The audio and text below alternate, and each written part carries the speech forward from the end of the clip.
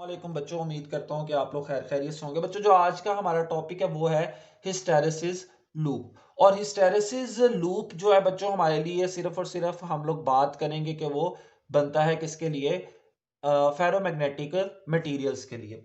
अब देखिए बच्चों, मेरे पास एक सोलेनॉइड है। पहले हम सोलेनॉइड को थोड़ा सा डिस्कस कर लें। मैंने उस सोलेनॉइड को क्या किया है, अल्टरनेटिंग करंट के साथ अटैच किया। अब अल्टरनेटिंग करंट के बारे में आपको पता है कि उसकी एक पॉजिटिव पीक वैल्यू होती है। अगर मैं आपको छोटा सा इधर एक साइकिल सा बना के दिखाऊं तो वो कुछ इस तरह से होता है। उसकी एक पॉजिटिव पीक वैल्यू, नेगेटिव, फिर दोबारा से पॉजिटिव।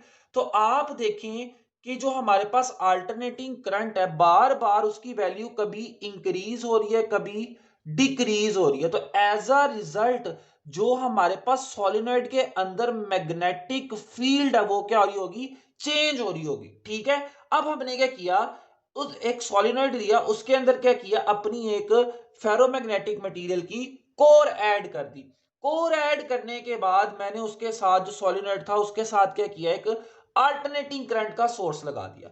जब मैंने अल्टरनेटिंग करंट का सोर्स लगाया तो क्या हुआ, अब सोलिनॉइड के अंदर करंट फ्लो करेगा, वो अपनी पॉजिटिव पीक वैल्यू पे भी जाएगा, फिर डिक्रीज होगा, फिर नेगेटिव पीक वैल्यू पे भी जाएगा। तो उसकी जो मैग्नेटिक फील्ड है वो क्या होगी, चेंज होगी। अब वो जो मैग्नेटिक फील्ड है, एक्सटर्नल मैग्नेटिक फील्ड का काम करेगी किसके लिए, फेरोमैग्नेटिक मटेरियल जो इस्तेमाल किया है उसके लिए। साथ ही हमने बात की हुई थी कि फेरोमैग्नेटिक मटेरियल छोटी छोटी डोमेन्स पे मुश्तमिल होता है। जब हम फेरोमैग्नेटिक मटेरियल को किसी एक्सटर्नल मैग्नेटिक फील्ड में रखें तो वो डोमेन्स अपने आप को इस तरह से अलाइन करती हैं कि वो एक दूसरे के पैरेलल हो जाएं और एक्सटर्नल मैग्नेटिक फील्ड को क्या करें, स्ट्रेंथन करें, उसी की डायरेक्शन में हो जाएं, पैरेलल हो जाएं उसी की मतलब एक्सटर्नल मैग्नेटिक फील्ड की, तो उसको स्ट्रेंथन करें। तो एज ए रिजल्ट क्या हुआ, जो हमारे पास हमारा कोर मटेरियल पड़ा हुआ था वो भी क्या हो गया है, उसके अंदर भी मैग्नेटाइज हो गया, हम ये कह देते हैं। उसकी डोमेन्स ने क्या कर लिया है, अपने आप को अरेंज कर लिया। तो हमने क्या किया, सीआरओ की मदद से जो करंट फ्लो कर रहा था, मैग्नेटाइजिंग करंट बोलते हैं, ठीक है, और जो मैग्नेटाइजेशन प्रोड्यूस हुई है in the core of the material, उसका ग्राफ ड्रॉ किया। और वो ग्राफ क्या है, कुछ इस शक्ल में आया। और ये क्लोज फॉर्म है, तो इसको हम लोग क्या बोलते हैं, एक हिस्टैरिसीस। इस क्लोज लूप को हम बोल देते हैं, ये क्या है, हिस्टैरिसीस लूप है। और आज हमने इसी हिस्टैरिसीस लूप का क्या करना है, मुतालिया करना है। तो सबसे पहली बात जो हम लोग डिस्कस करेंगे वो डिस्कस करेंगे हिस्टैरिसीस की, कि हिस्टैरिसीस होता क्या है। तो बच्चों देखें, हिस्टेरेसिस की डेफिनेशन अगर मैं आपको बताऊं तो वो क्या है, magnetism lags behind the magnetising current. Magnetism क्या है, कि जो हमारे पास बच्चों आप ये देखें कि जो हमारे पास कोर मटेरियल मतलब फेरोमैग्नेटिक मटेरियल में के डोमेन्स रीअरेंज हो अरेंज हो रही हैं, वो हमारे पास क्या है, मैग्नेटिज्म है। ठीक है। और मैग्नेटाइजिंग करंट क्या है, जो सोलिनॉइड के अंदर से करंट गुजर है वो क्या है, मैग्नेटाइजिंग करंट है। तो जो हमारा मैग्नेटिज्म है वो मैग्नेटाइजिंग करंट के पीछे पीछे चलेगा। देखें बच्चों, शुरू में क्या हुआ, शुरू वाली बात कर रहा हूं कि आप देखें कि इस डायरेक्शन में जो हमारे पास एक्स एक्सिस वाली डायरेक्शन है, उस डायरेक्शन में मैंने अपना करंट, मैग्नेटाइजिंग करंट ले लिया, और इस डायरेक्शन में हमने मैग्नेटिज्म या बी की वैल्यू ले लिया। ठीक है, इस तरह से कह लें। अब देखें कि शुरू में क्या हुआ, जैसे जैसे करंट की वैल्यू इंक्रीज हो रही है, करंट की वैल्यू क्या हो रही है बच्चों, बढ़ रही है।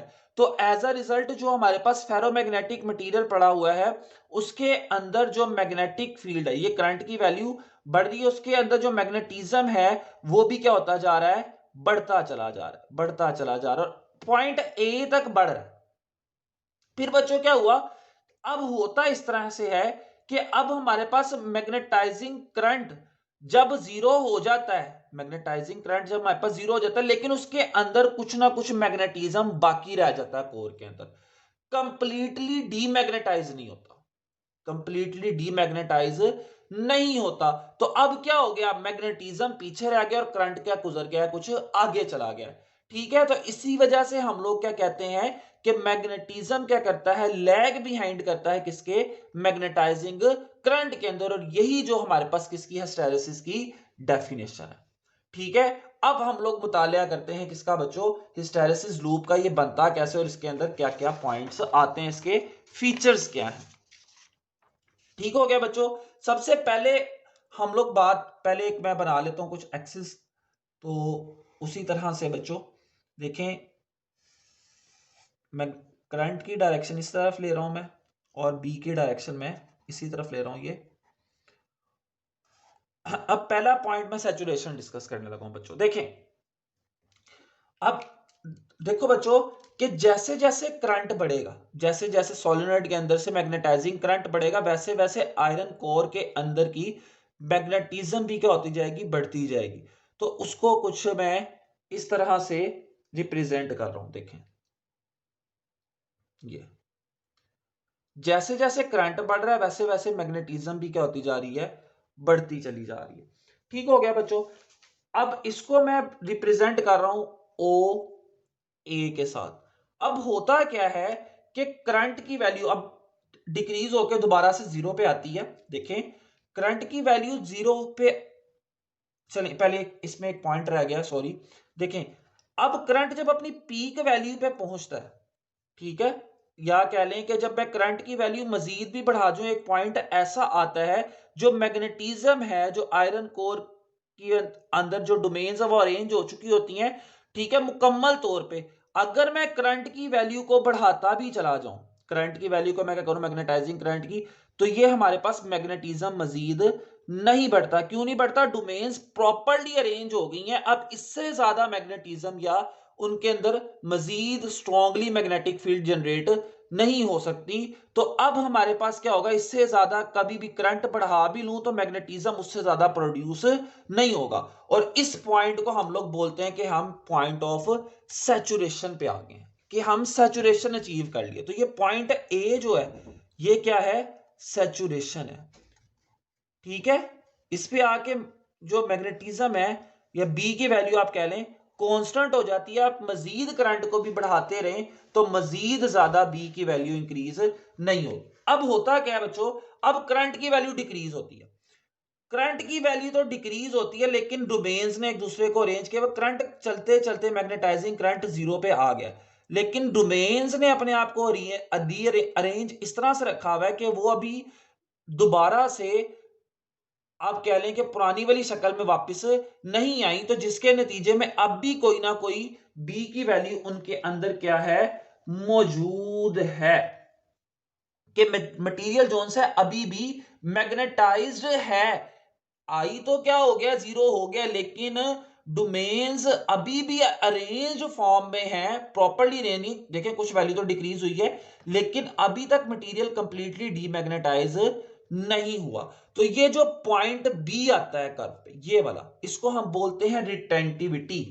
क्या बोला जाता है इसको बच्चों, रिटेंटिविटी। इसको सी से रिप्रेजेंट कर रहा हूं मैं, ठीक है, सी से, सॉरी आर से। रिटेंटिविटी है तो इसको किससे रिप्रेजेंट करना पड़ेगा, आर से। तो आर से रिप्रेजेंट कर रहा हूं, और ये पॉइंट क्या कहलाता है, रिटेंटिविटी। कुछ ना कुछ मैग्नेटिज्म रिटेन किया है मटेरियल ने, अब कुछ रिटेन किया हुआ है, तो अब इसको दोबारा से मैग्नेटिज्म को जीरो पे लेके आने के लिए मुझे क्या करना पड़ता है, ऑपोजिट डायरेक्शन में बच्चों करंट देना पड़ता है। ऑपोजिट डायरेक्शन में कोई करंट देना पड़ता है पहले वाले की निस्बत। अब जब ऑपोजिट डायरेक्शन में करंट देता हूं, तो अब आप देखें, जब अब जाके ये क्या है, जीरो पे है। तो जहां पे हमारे पास ये जीरो पे आता है, दोबारा से इस पॉइंट को सी या कोअर्सिविटी बोला जाता है। ठीक है, इसको क्या बोला जाता है बच्चों, कोअर्सिविटी।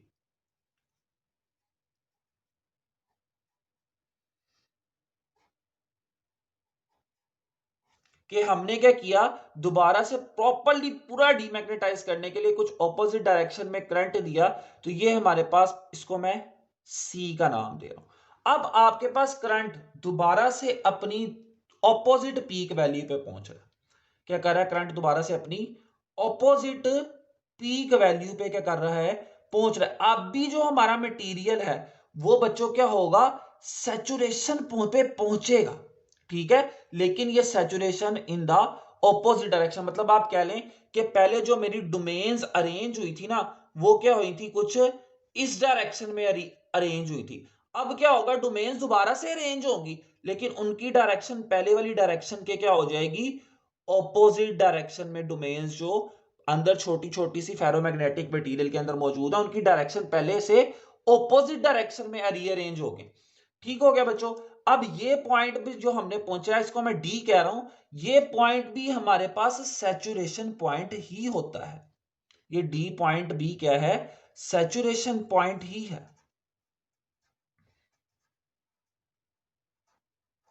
ठीक हो गया बच्चों। अब देखें फिर दोबारा से, अब दोबारा से क्या हो रहा है, करंट तो जीरो हो रहा है, लेकिन फिर दोबारा से कुछ ना कुछ मैग्नेटिज्म पड़ा हुआ है, डीमैग्नेटाइज नहीं हुआ। तो ये पॉइंट भी हमारे पास क्या कहलाएगा, रिटेंटिविटी ही कहलाएगा, और इसको यहां पे मैं रिप्रेजेंट कर रहा हूं आर डैश से। अब दोबारा से क्या कहते हैं इसको, मैग्नेटिक फील्ड या मैग्नेटिज्म को जीरो करने के लिए मुझे दोबारा से ऑपोजिट डायरेक्शन में करंट देना पड़ेगा। तो ये पॉइंट को मैं क्या कहा था, इसको मैं सी डैश कह लूंगा, क्योंकि मुझे देना पड़ा, और ये हमारे पास क्या है, कोर्सिविटी कहलाएगा। फिर दोबारा से करंट अपनी पीक वैल्यू पे जाएगा। तो अब आप देखें कि दोबारा से सैचुरेशन पॉइंट क्या हो गया है, अचीव हो गया। तो आप देखें एक कंप्लीट साइकिल में मटेरियल मैग्नेटाइज हुआ, डीमैग्नेटाइज हुआ, और फिर दोबारा से क्या हो गया बच्चों, वो मैग्नेटाइज हो गया। तो हमारे पास एक इस तरह की हमारे पास क्या आती है, कर्व सी बन जाती है, या इस तरह का एक लूप सा बन जाता है, और इस लूप को हम लोग क्या बोलते हैं, हिस्टैरिसीस लूप बोलते हैं। ठीक हो गया बच्चों। अब इस लूप के एरिया पे हम लोग कुछ बात कर लेते हैं कि इस लूप का एरिया हमें किस चीज का बताता है। देखिए एरिया ऑफ द लूप की अगली मैं हेडिंग देता हूं। और बच्चों एक छोटी सी बात अगर मैं ऐड कर दूं, कोर्सिविटी जो है ना, पावर लॉस के बारे में भी हमें बताता है। एरिया ऑफ लूप, या एरिया ऑफ लूप को मैं अगर कह लूं कि एरिया ऑफ लूप भी हमें पावर लॉस के बारे में बताता है। देखिए बच्चों, जो हमारे पास हार्ड मटेरियल्स होते हैं, ठीक है, हार्ड फेरोमैग्नेटिक मटेरियल्स होते हैं, हार्ड फेरो मैग्नेटिक मटेरियल्स होते हैं, उनकी जो कर्व बनती है वो कुछ मोटी सी बनती है, खुली सी, बड़े से मुंह वाली। आप ऐसे कह लें कि कुछ,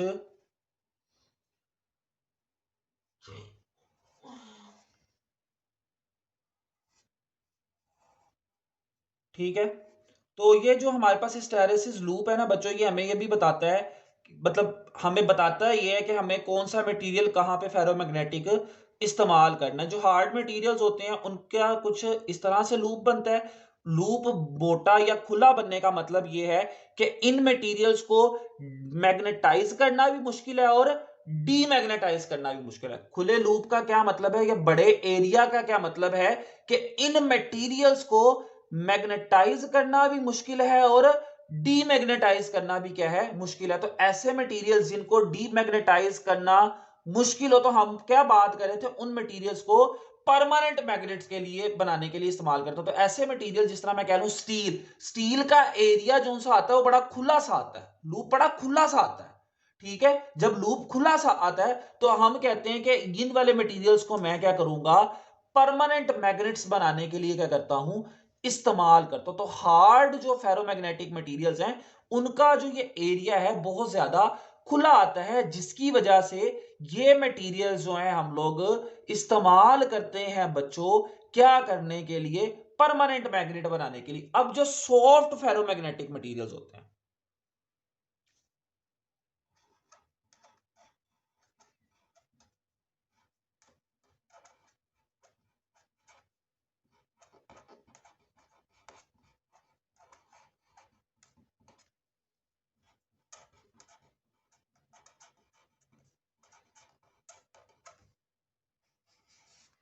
उनका जो एरिया आता है ये बच्चों बड़ा थिन सा आता है, बड़ा बारीक सा आता है, जिसको मैं अगर मैं आपको बना के दिखाता हूं कुछ इस शक्ल में आ जाता है बच्चों।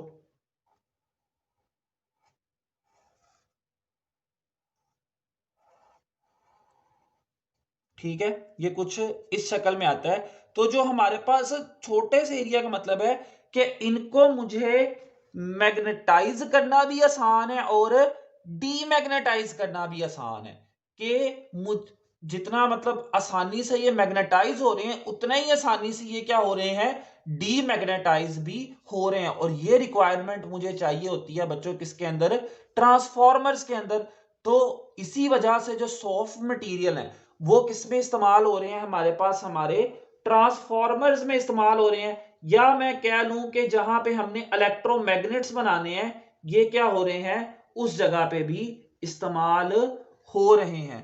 तो ये हमारे पास क्या था, सॉफ्ट मटेरियल्स के क्या थे, कुछ यूजेस थे, और उनके बारे में भी मैंने आपको थोड़ा सा डिटेल में बता दिया।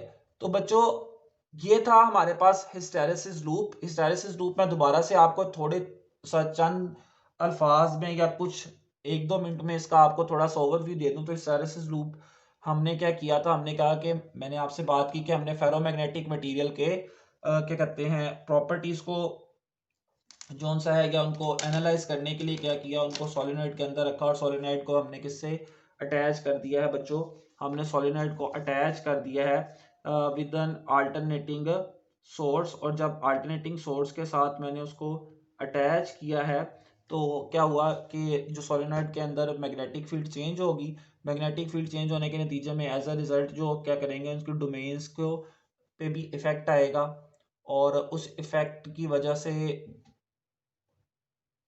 हमारे पास जो है वो जो फेरोमैग्नेटिक मटेरियल वो मैग्नेटाइज होगा और क्या होगा, डीमैग्नेटाइज होगा। और उसका जो हमने क्या किया था, करंट के साथ उसका जो ग्राफ था सीआरओ की मदद से हमने प्लॉट कर लिया। प्लॉट करने के बाद उस ग्राफ के अंदर कुछ पॉइंट्स देखे, जिसमें सबसे पहले मैंने आपको जिक्र किया हिस्टैरिसीस का, कि हिस्टैरिसीस क्या है, कि हमारे पास मैग्नेटिज्म लैग बिहाइंड करता है किसके, मैग्नेटाइजिंग करंट के, उसको मैंने आपको एक्सप्लेन किया। फिर आपको मैंने सैचुरेशन का बताया, फिर मैंने आपसे बात की कि हमारे पास रिटेंटिविटी क्या होती है, फिर मैंने आपसे बात की कि कोएर्सिविटी क्या होती है, फिर हमने एरिया ऑफ लूप का भी पढ़ा कि जितना एरिया बड़ा हो उतना ही मटेरियल को मैग्नेटाइज और डीमैग्नेटाइज करना क्या होता है, मुश्किल होता है। और इसी तरह से जब एरिया स्मॉल हो तो उतना ही मटेरियल को मैग्नेटाइज और डीमैग्नेटाइज करना क्या होता है, आसान होता है। तो बच्चों ये था आज का टॉपिक। इंशाल्लाह अगले टॉपिक में आपसे फिर मुलाकात होगी, तब तक के लिए अल्लाह हाफ़िज़।